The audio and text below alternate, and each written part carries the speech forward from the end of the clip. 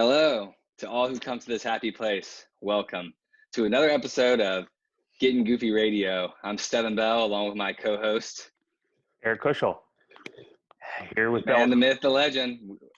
Happy to be here. Nice. Happy to be here. Another quarantine / social distancing episode of Gettin Goofy Radio. And it's been really fun. So we plan on continuing this much beyond the quarantine. So it's been a fun time.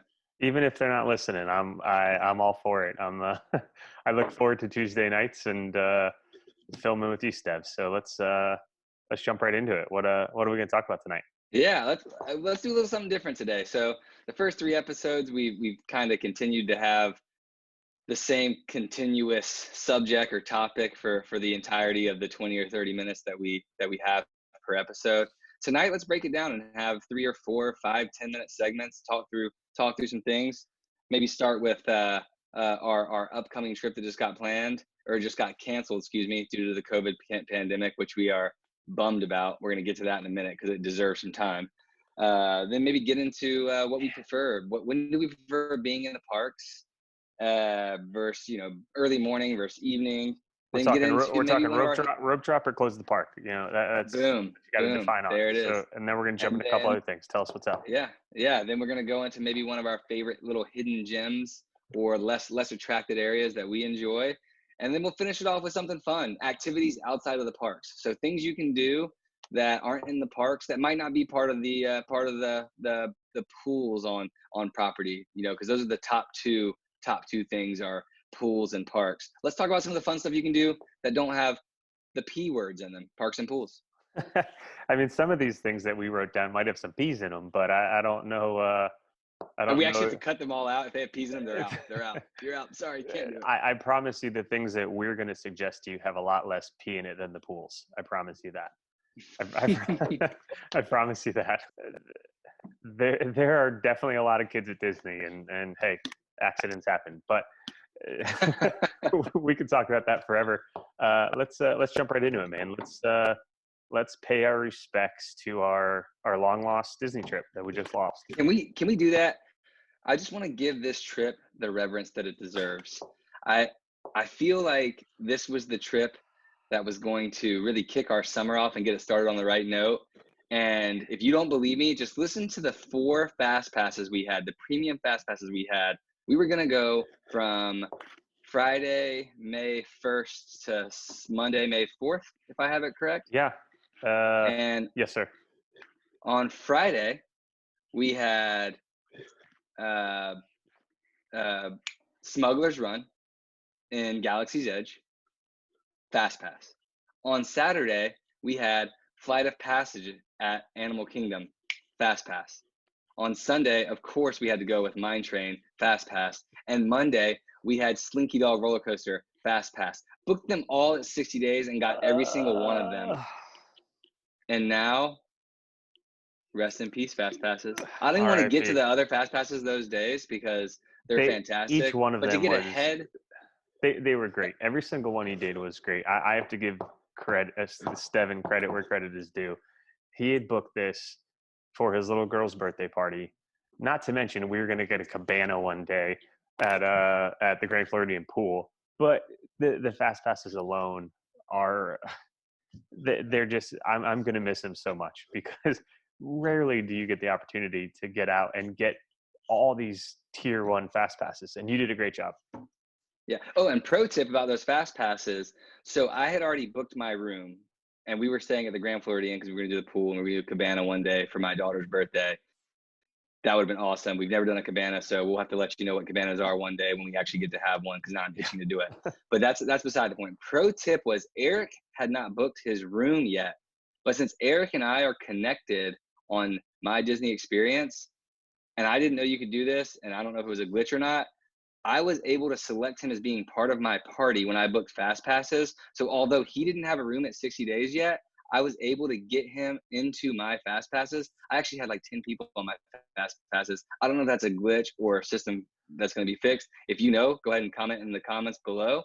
But for me, that was eye-opening because I thought everyone had to be on a reservation. Didn't seem to be true. what seemed to be true was, as long as we were connected on the friends and family on my Disney experience, I was able to actually book his fast passes for him and his family before they even had a reservation at the 60-day mark. So little pro tip Yeah, there. it was a surprise for us as well. I did a little bit of research on it, and I think it might have been because you had a large enough room that could have fit 4 adults. I booked 13. I booked 13. I booked my 4. I booked your 4. I booked Jordan and Allie's 4, and I booked my parents. But 3 of the families have less than 3-year-olds, so they didn't count fast passes. So it was 9. It was 11. It was 11 then. I booked 11 fast passes, so I don't even know. Yeah, that whatever you did there was awesome. But like you said, I'd like to pay a little reverence there. Maybe we have just give me a 5-second moment of silence here, just for those fast Take a deep passes breath. that we lost. I don't know if I'm going to get past it, but I feel like we have a show to do. As they say, the show must go on. Must go on, whether we lose these tier 1 fast passes or not. We got to go on. But again, thank you for doing that, and I'm bummed we can't do it. But hey, we'll see when Disney reopens, and we'll try again.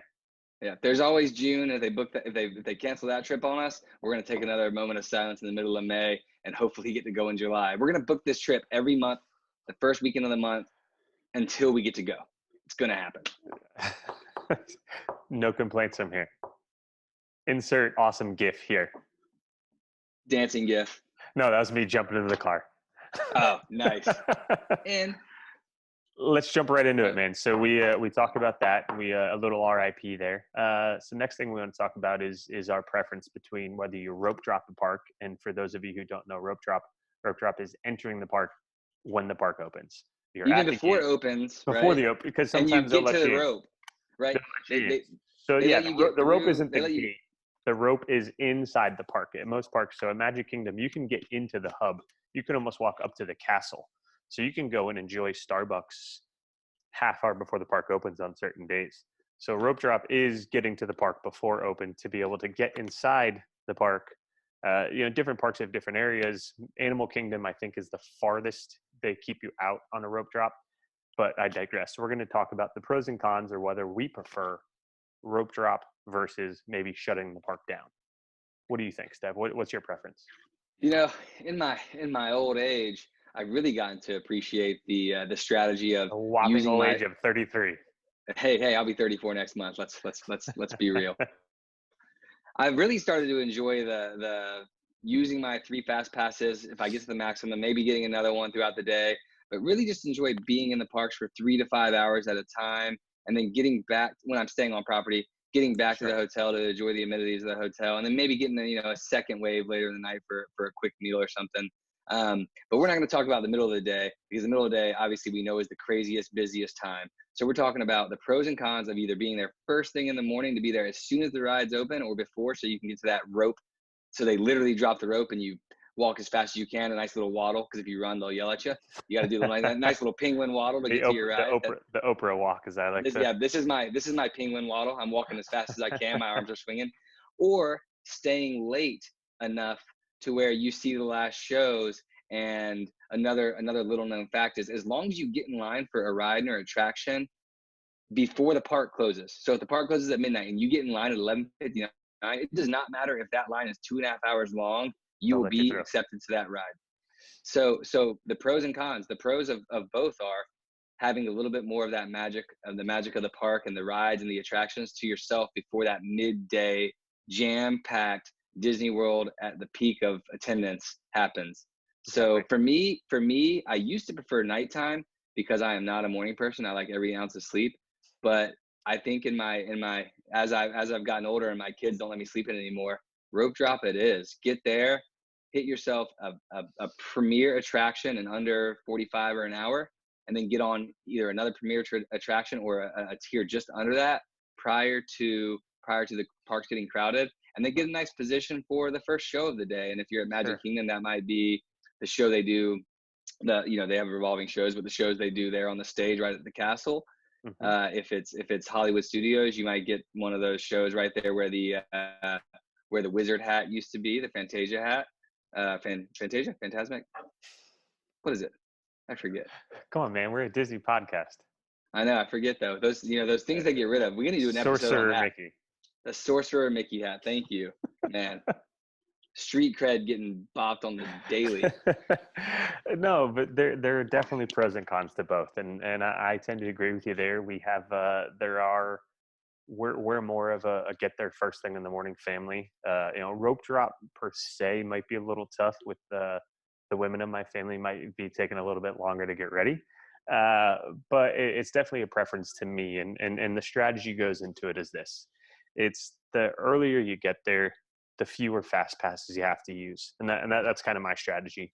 Where there's two ways to look at it: you can book your fast passes very first thing, and once you get through all three of them, you can pick up a fourth and a fifth fast pass after 6, 7, 8, depending. As long as you use all three, you get to book another one. Therefore, after as soon as you use the next one. So that's a strategy, but my strategy would be book fast passes, not first thing in the morning, but more mid-morning. So then you have the potential of getting there first thing in the morning. You have the ability to rope drop a ride. If you're going Magic Kingdom, you go straight to Seven Dwarfs Mine Train, and more times than not, you can maybe get on another ride too before the crowd shuffles in, and then that's when your fast passes could start. Whether it's Space Mountain or Pirates or whatever it is, I think you could knock out those several fast passes or the several non-fast passes on top tier attractions, and then start using your fast passes. So that's one strategy. That's kind of what I prefer, but there's pros for late night as well.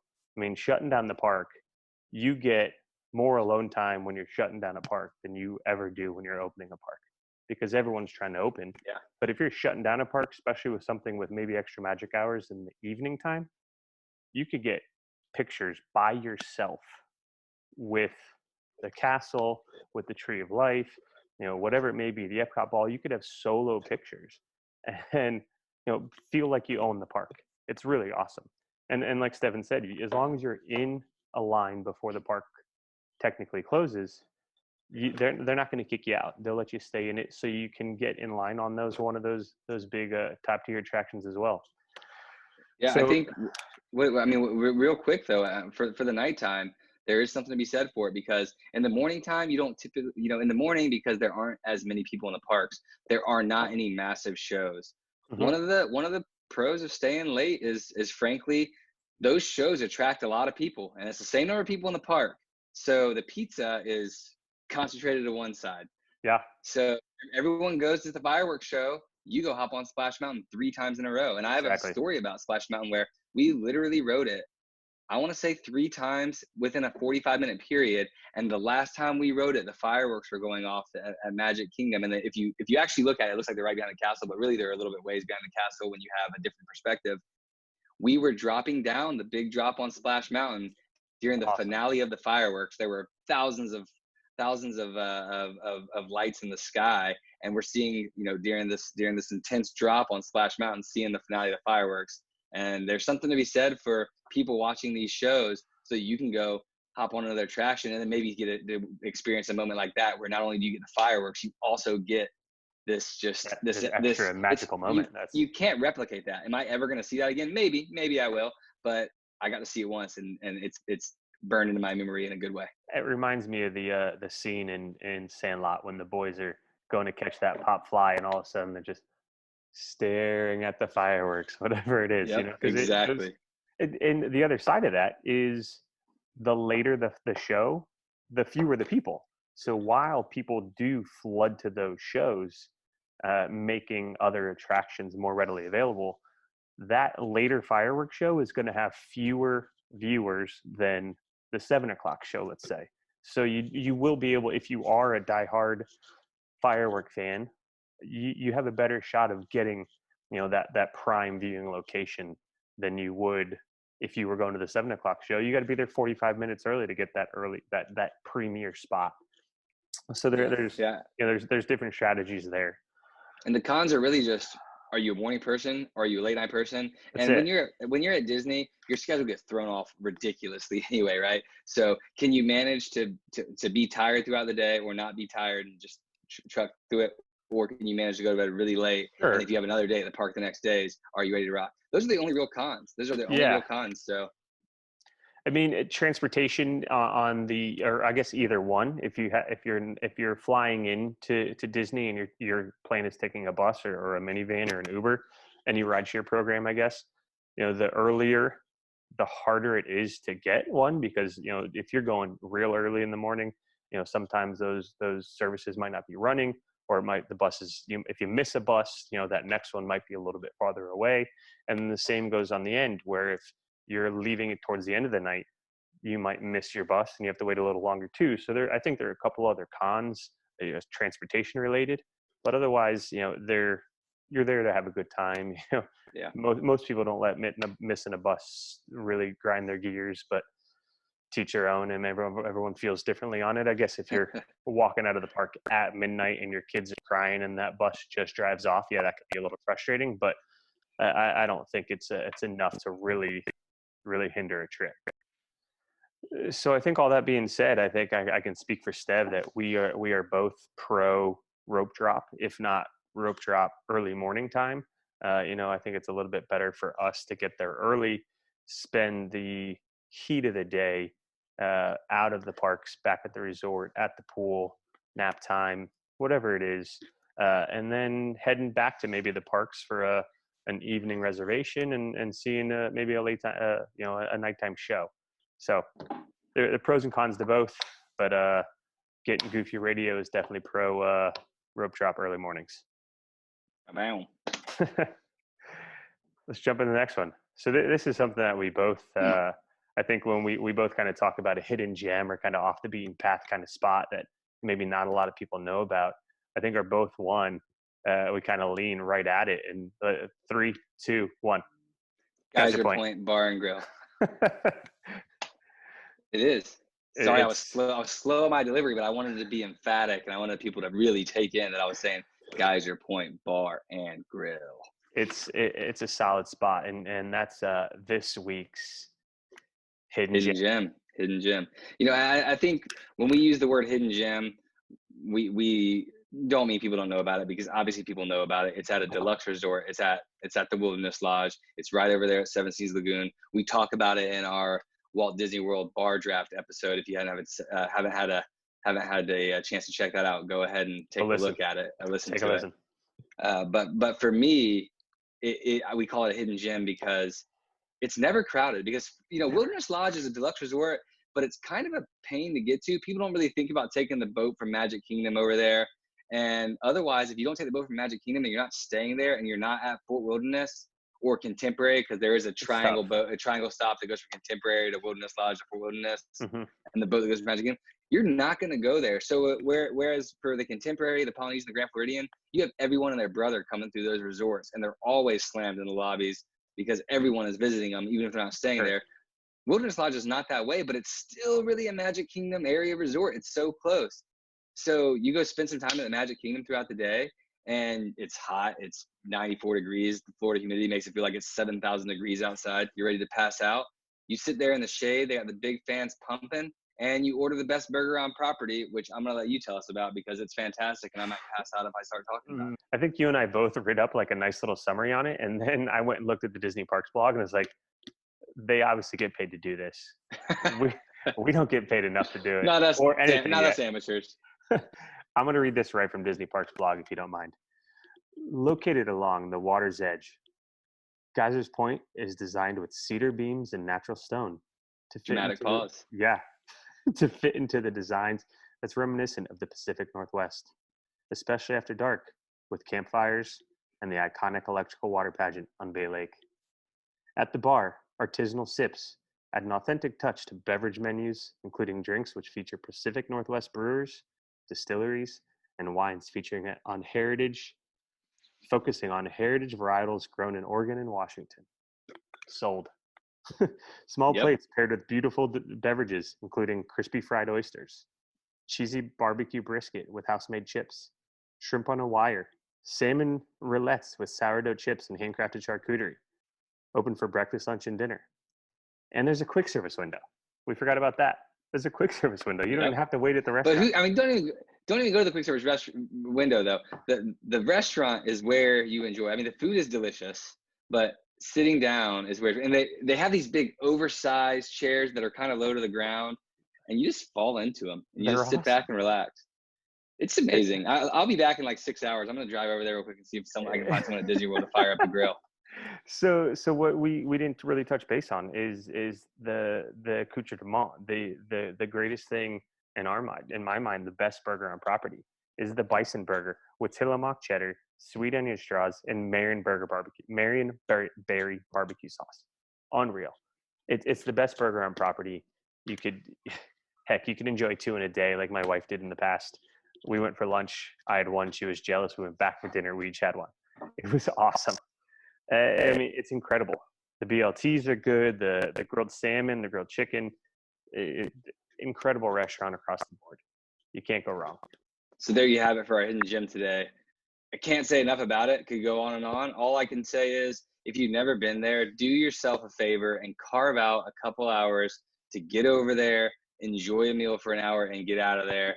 Not to mention the property over there is amazing if you've never been to the Wilderness Lodge before. So get over there and enjoy it for a little while, and just appreciate the surroundings. It feels a little bit less like Disney, but for some reason You're there. carries the Disney magic, still has the Disney magic, and that's part of it, right? For sure. So sweet. Yeah, let's move on. Let's move on to our last section of the night. And I'm excited about this one because, like I mentioned at the top of the show, most people think about parks and pools and the resorts while they're there, but there are plenty of things to do at Disney World. We could have episodes on most of these things. I want to even say we won't even touch on the stuff at Disney Springs tonight because we should do a full episode on the Disney Springs stuff, maybe one or two of the items. But let's talk about the non-park activities and the non-pool activities that either have cost or don't have cost at Disney World that you don't typically plan for, and you should, because if you don't plan for it, you see it and you're like, oh, I'll do that next time. And then the next time you get there, you see someone doing it, and you're like, oh, I'll do that next time. Yeah. Do yourself a favor and plan one of these activities next time. It's a great way to get out of the hustle and bustle of the Disney parks, because as much as they're awesome and we love them, it's a little overwhelming at times. Give yourself a few hours to relax and do one of these activities, and I think it'll pay dividends to the way you appreciate Disney and how they offer so much more than just the parks and the pools. That's for sure, man. Every time I post pictures from a trip, it's inevitable. I have a coworker, or friend, or family members like, "Wait, you did that at Disney? You went to a Chippendale campfire? What is that? Where is that? How much does that cost? Oh, fun. That's free. Free. What? Excuse me? Because I almost made a joke. You said that whether it cost money or not, I was going to cost money. But something like the Chippendale campfire or the movies on the lawn, or there's a lot of things that let's call them included in your resort stay or in your ticket, whatever it is. But I've known locals to be able to get into Fort Wilderness and take the bus back there and go enjoy the campfire. The campfire, for those who don't know, it's at Fort Wilderness Campground. It's a Chippendale sing-along. They have a country western folk singer who goes back and sings sing-along songs with Chippendale. They have open fires that you can do s'mores at.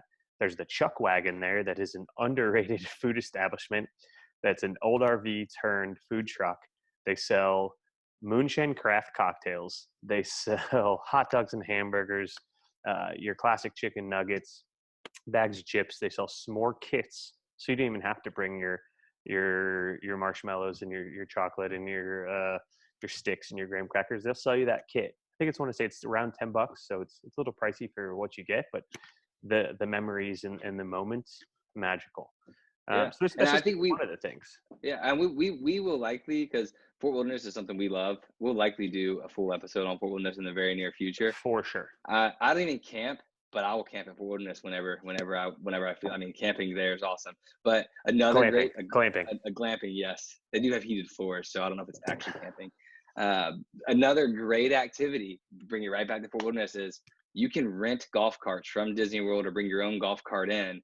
Man, I'll tell you what, those golf carts are one of my favorite things to do at the parks. That I say that's one of my favorite hobbies is as looping, as we call it, as the Disney Fort fiend would say. Looping in a golf cart around Fort Wilderness is something else. I want to say it's $62 and some change to rent a golf cart for the day. They don't do it by the hour. It's a half day. It's a full day rental. So it can be expensive, But if you're camping or if you're there and you're going to spend a couple hours driving around, it's well worth it. Even just going from Hoop-de-Doo and hanging out the beach, maybe you go watch the fireworks, and there's different things you can do on it. I think it's well worth it. And to me, it's a top 3 non-park, non-pool activity. Yeah, and we will talk again about all that Fort Wilderness has to offer, because it is underappreciated, but it is so well deserving. From the horse carriage rides to being able to ride on horses to the 4 or 5 parks they have available for kids and dogs. We'll get into all that in a future episode. It's amazing. It's amazing. If you've never been there, go ahead and make plans to do it, and we'll talk you through what to do while you're there in a future episode. We sure will.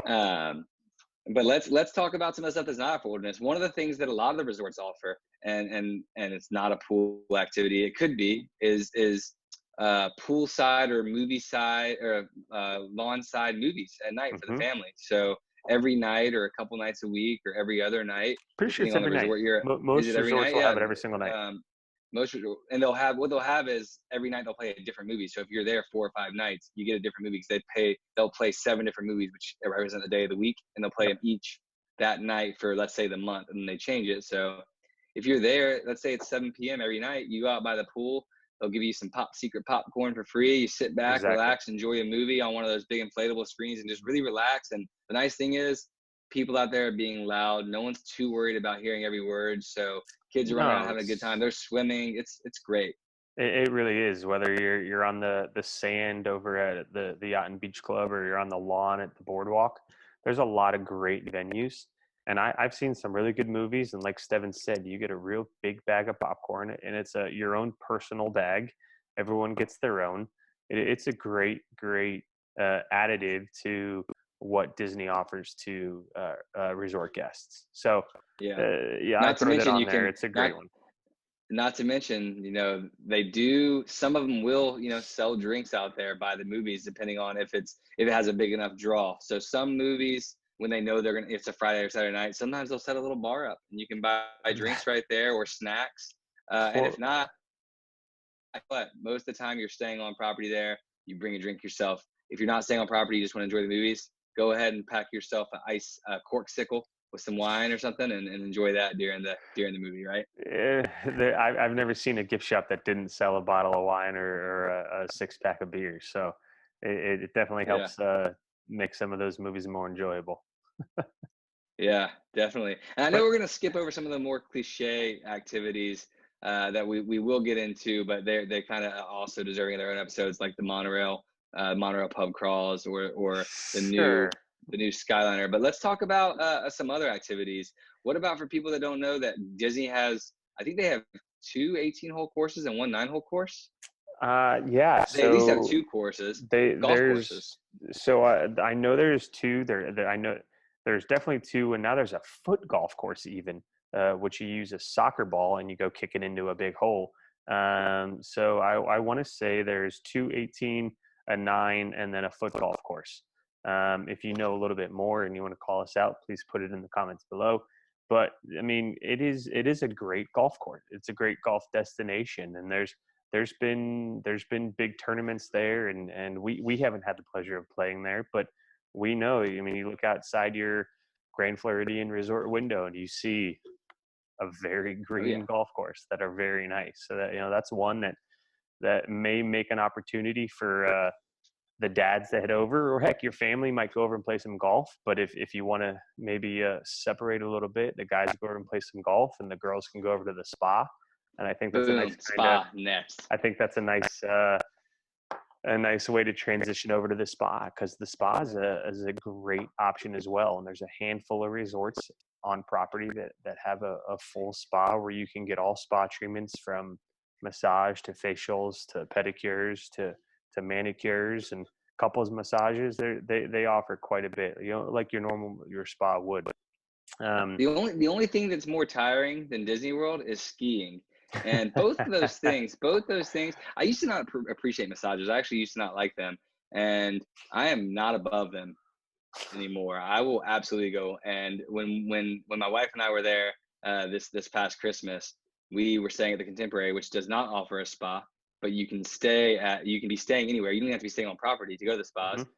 Mm-hmm. Grand Floridian offers a spa. So we took the monorail over, booked ourselves a massage, each got a massage, and took the monorail back to the Contemporary. And it was one of the nicer experiences on the trip. And not to mention, they have, when you're in the spa, you get your little area to enjoy your hot teas and just sit down and relax for a little while and get out of the hustle The and heated bustle. loungers, and there's a whole hot pool and a cold pool, and there's some great amenities in there that you can definitely.